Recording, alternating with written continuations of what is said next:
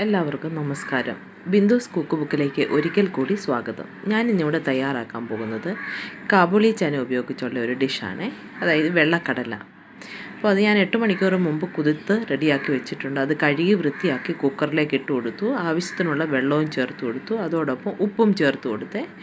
അപ്പോൾ ഇതിന് കുറച്ച് വെള്ളമേ ആവശ്യമുള്ളൂ. കണ്ടില്ലേ, ഇതൊന്ന് വെന്ത് വരാൻ വേണ്ടിയിട്ട് ആവശ്യമുള്ള വെള്ളം മാത്രമേ ഒഴിച്ചു കൊടുക്കാവേ. ഇനി ഇത് നമുക്ക് ഫുൾ ഫ്ലെയിമിൽ ഒരു വിസിലും ലോ ഫ്ലെയിമിൽ ഒരു വിസിൽ വടിച്ച് അതിൻ്റെ പ്രഷർ പോകുന്നിടം വരെ റെസ്റ്റ് ചെയ്യാനായിട്ട് അനുവദിക്കാം. ഇനി ആ സമയം കൊണ്ട് നമുക്കൊരു പാൻ അടുപ്പിലേക്ക് വയ്ക്കാം. 2 ടേബിൾ സ്പൂൺ നല്ലെണ്ണ അതിലേക്ക് ഒഴിച്ചു കൊടുക്കാം. നല്ലെണ്ണ ഏതിന് നല്ലത്.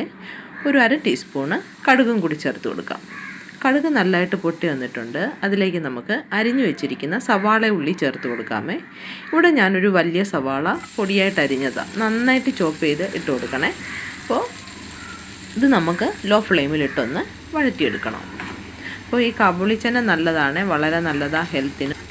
ഇത് ഡയബറ്റീസ് ഉള്ളവർക്കൊക്കെ കഴിക്കാൻ പറ്റിയ ഒരു ഭക്ഷണമാണ് കേട്ടോ. ഇത് ഷുഗർ ലെവലൊക്കെ നമ്മുടെ മാനേജ് ചെയ്ത് നിർത്താനും ഒക്കെ സഹായിക്കുന്ന ഒരു കടലയാണ് ഈ വെള്ളക്കടല. അതേപോലൊക്കെ കുട്ടികൾക്കാണെങ്കിലും കൊടുക്കാൻ പറ്റിയ ഒരു 4 മണി പലഹാരം ആണ്. എണ്ണയിലൊന്നും വറക്കാതെ തന്നെ നമുക്ക് ഹെൽത്തി ആയിട്ടുള്ളൊരു ഡിഷ് കുട്ടികൾക്ക് കൊടുക്കാൻ പറ്റിയാൽ വളരെ നല്ലതല്ലേ. ഇനി ഇതിലേക്ക് നമുക്ക് ആവശ്യത്തിനുള്ള ഉപ്പും കൂടി ചേർത്ത് കൊടുക്കാമേ. ഇനി ഉപ്പും കൂടി ഇട്ട് വേണം ഇനി ഒന്ന് വഴറ്റിയെടുക്കാനായിട്ട്. അപ്പോൾ ഒരു 2 കറിവേപ്പിലയും കൂടി നമുക്കിതിലേക്ക് ചേർത്ത് കൊടുക്കാം. അപ്പോൾ കറിവേപ്പിലയുടെ ഫ്ലേവറും ഉള്ളിയിലോട്ട് കുറച്ച് ഇറങ്ങിക്കോളും.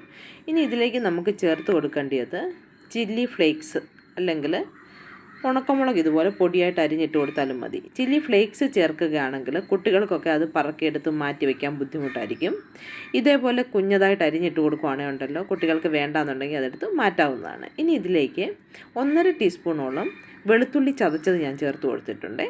അപ്പോൾ പേസ്റ്റിനേക്കാളും നല്ലത് ചതച്ച് കൊടുക്കുന്നതാണ്. ഇനി അതിനെ നന്നായിട്ടൊന്ന് വഴറ്റി അതിൻ്റെ പച്ചമണമൊക്കെ ഒന്ന് മാറണം.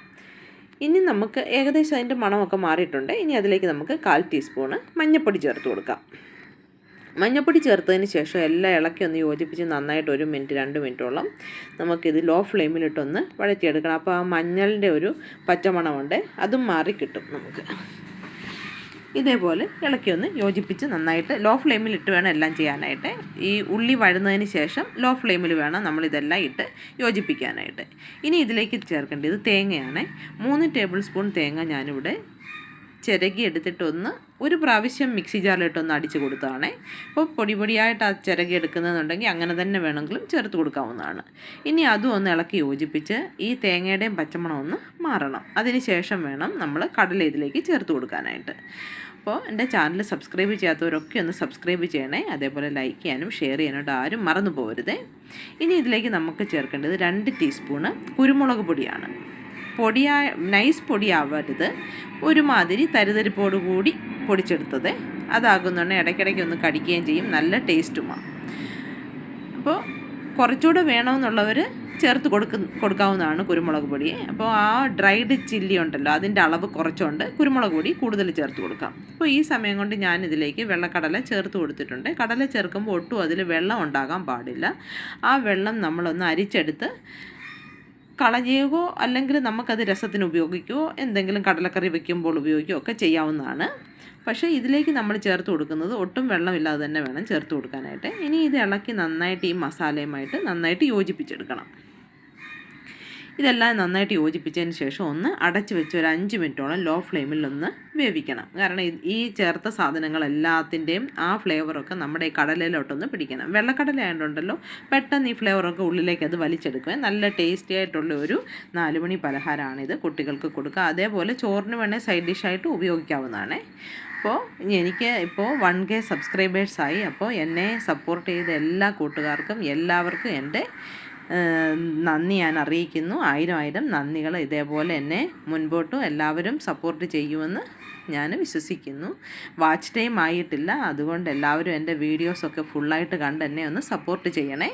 അപ്പോൾ എല്ലാവർക്കും ഇതുവരെ എന്നെ സപ്പോർട്ട് ചെയ്തതിന് നന്ദി. അപ്പോൾ ഈ ഡിഷ് എല്ലാവരും വീട്ടിലൊന്ന് തയ്യാറാക്കി നോക്കണേ. എല്ലാവർക്കും ഇഷ്ടപ്പെടും, കുട്ടികൾക്കൊക്കെ വളരെയധികം ഇഷ്ടപ്പെടും. തയ്യാറാക്കി നോക്കിയതിന് ശേഷം എല്ലാവരും എന്നെ ഒന്ന് കമൻ്റ് അറിയിച്ചാൽ വളരെ നന്നായിരുന്നു.